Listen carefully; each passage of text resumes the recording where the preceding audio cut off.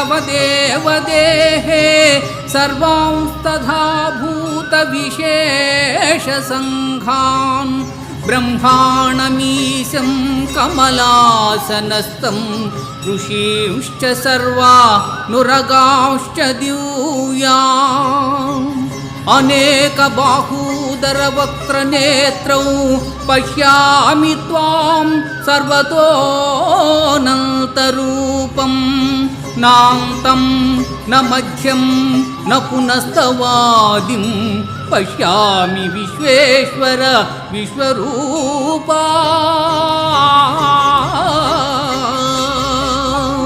दंश्राकरालानि च ते मुखानि दृष्ट्वैव कालानलसन्निभानि दिशो न जाने न लभे च शर्मा प्रसीद देवेश